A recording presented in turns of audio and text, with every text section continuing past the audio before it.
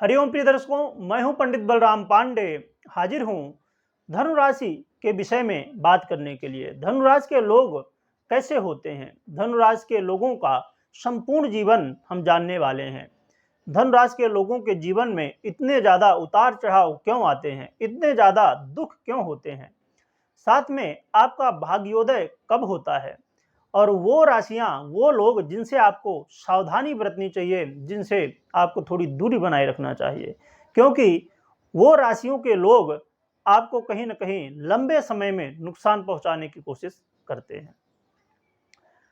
तो जैसे कि आप देख पा रहे होंगे कि धनुराज का जो प्रतीक चिन्ह होता है वो एक व्यक्ति है जो कि धनुष बाण लिए हुए खड़ा हुआ है। तो धनुराशि के जो लोग हैं इनके अधिपति देवगुरु बृहस्पति होते हैं, जो कि देवताओं के गुरु हैं।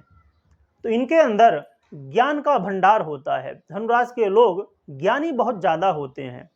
इनके अंदर एक बहुत अच्छी पावर होती है, सामने वाले व्यक्ति को देख के वो समझ जाते हैं कि इसके मन में क्या चल रहा है। उनको पहले ही ये मालूम पड़ जाता है कि जो समस्याएं हैं, आगे जो घटनाएं घटने वाली हैं, वो पहले ही अक्सर धनु राशि वालों को महसूस होने लगती हैं। कोई व्यक्ति क्या बोलने वाला है, क्या वो सोच रहा है, वो इनको पहले ही मालूम पड़ जाता है, क्योंकि ये देवगुरु बृहस्पति की राशि है। साथ में ये निडर भी बहुत होते हैं। इनके अंदर कहते हैं ना कि डर नाम की चीज नहीं है, तो वैसा इनका स्वभाव होता है। ये किसी से जल्दी डरते नहीं हैं, क्योंकि ये गुरु हैं और साथ में ये धनुष लिए हुए हैं, अर्थात हर व्यक्ति इनके सामने झुकता है, पर ये किसी के सामने जल्दी नहीं झुकते। परंतु इनके अंदर एक बहुत अच्छा गुण होता है कि ये लोगों की मदद करना चाहते हैं, लोगों के जीवन में खुशहाली लाना चाहते हैं, परंतु हर व्यक्ति इनको समझ नहीं पाता है। और साथ में इनके मित्र भी बहुत कम होते हैं, क्योंकि ये खुद गुरु हैं। और जब कोई व्यक्ति को जानकारी हो और सामने वाला कहे कि नहीं ऐसा नहीं ऐसा है, तो उसकी पटने वाली कहाँ है। तो ये कारण है कि कहीं ना कहीं इनके मित्र बहुत कम होते हैं, परंतु जितने होते हैं वो बहुत अच्छे लेवल के होते हैं। धनु राशि के जितने भी लोग होते हैं इनको गुस्सा भी बहुत जल्दी आता है, क्योंकि इनको यदि कोई ज्ञान देना शुरू कर दे तो ये किसी की सुनते नहीं, क्योंकि ये खुद गुरु हैं। तो कोई इनको ज्ञान दे तो कैसे सुन सकते हैं। तो बहुत जल्दी लोगों के ऊपर इनको गुस्सा आता है, बस ये चाहते हैं कि मेरी बात सुने, मुझे कोई मत सुनाए, जो कि ये बहुत अच्छी बात नहीं है। ज्ञान तो ठीक है आपको है, पर लोगों की सुनना भी बहुत जरूरी है। अब हम जान लेते हैं कि वो कौन सी राशियां हैं जिनसे आपको सावधानी बरतनी चाहिए, जिनसे कोई भी काम करने से पहले सावधानी बरतें और मित्रता जितना हो सके तो कम करें। सबसे पहली राशि है वृष, दूसरी राशि है तुला और तीसरी राशि है मकर। ये तीन राशियां हैं जिनसे आपको बच के रहना चाहिए। इनसे कोई भी डील करते समय सावधानी रखें, ना हो जितना हो सके तो इनसे दूरी बनाए रखें तो ज़्यादा बेहतर है, क्योंकि शॉर्ट टर्म में भले ना समझ में आए, परंतु लॉन्ग टर्म में कहीं ना कहीं आपको लगेगा कि आपको कहीं ना कहीं समस्या बन रही है, कहीं ना कहीं धोखा मिल रहा है, कहीं ना कहीं आप जैसा चाहते हैं वैसी स्थिति नहीं है। आप बहुत समय से इनके साथ जुड़े हैं, फिर भी उतना आत्मविश्वास नहीं इनके साथ बैठ रहा है, क्योंकि बहुत सारे ऐसे लोग होते हैं जिनके साथ हम 2 मिनट बात कर लें तो लगता है बस ये हमारे बहुत पुराने जान पहचान के हैं, परंतु इनके साथ वर्षों बिताने के बाद भी वो फील नहीं आ पाता है। अब हम जान लेते हैं वो कौन सा समय आपके लाइफ का होता है जिस समय आपका भाग्योदय होता है।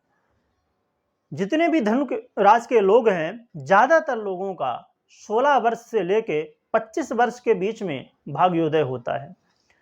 जितने भी धनु राशि के लोग हैं, इस समय आपके जीवन में कोई ना कोई बड़ा बदलाव होता है।